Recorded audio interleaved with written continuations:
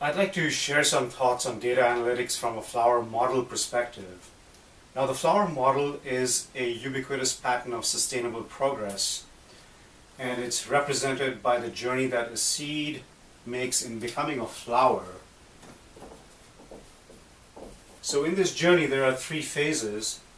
There is the seed or the physical phase, where the intent is to maintain the status quo, to keep things as they are, to view things distinctly, isolated, in a manner of inertness. I refer to that as the physical phase. When germination begins, that's the seed then creates, or from the seed is created, a root and a stalk system. So there's a lot more energy, there's a lot more relationship with the environment, there's even a lot more assertiveness and aggressiveness. I'll refer to that as the vital phase. And then oftentimes the intent that was inherent in the seed manifests as the flower. So there's purpose that becomes apparent, and I'll refer to that flower phase as the mental. Now I'll frame a hypothesis that from an analytics perspective, the physical refers to data, the vital refers to information, and the mental refers to knowledge. When we view a certain field from the data perspective, we may see many, many distinct elements that exist within that as per our physical protocol, if you will, or physical way of looking at things, are distinct, isolated, inert elements that do not necessarily interact with each other. And from an analytics perspective, if we were to view things in this way, this field would soon become overwhelming. So there's a character of being overwhelmed from an analytics perspective, and we have of necessity to shift our view to another way of viewing that very same field. Now, when we view it from the vital perspective, then what we would see is vectors of energy, and this is representative of different information that now becomes apparent to us. And this may be different relationships between the different data elements, or how data morphs over time. And what we will see from an information perspective is that those vectors of energy that are strongest are what dominates.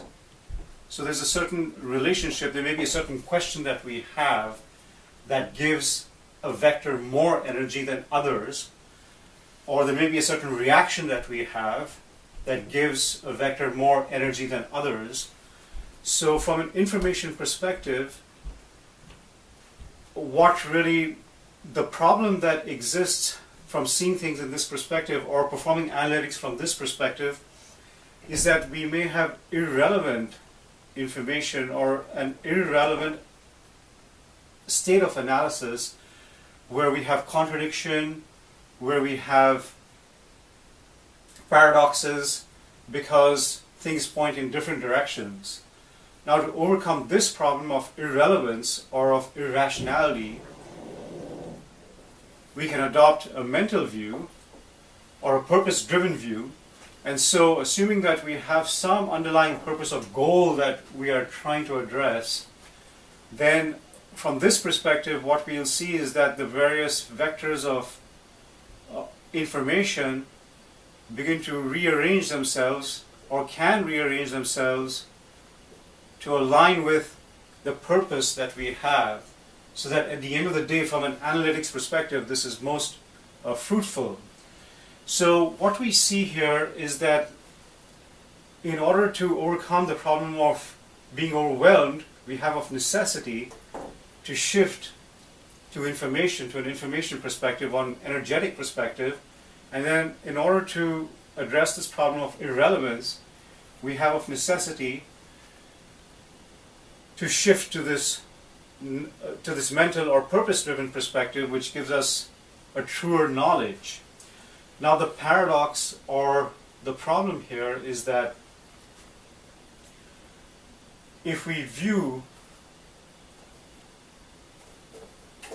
our perception as a product of this sustainable pattern of progress, then so long as we have a physical perception of things, we will never be able to make this transition from here to here. So of necessity, we have at least to combine that perception with the vital perception where we see things energetically.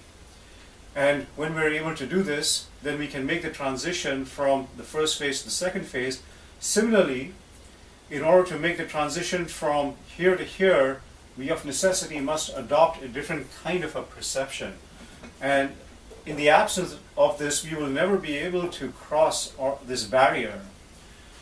So in today's world, what's apparent is that there's a lot of money being invested in big data, and the hypothesis is that big data is going to solve all the problems that we have from an organizational or system perspective. The problem is that it's not really big data that's going to solve it, it's a big shift in perception that's going to solve any kind of organization or system problem.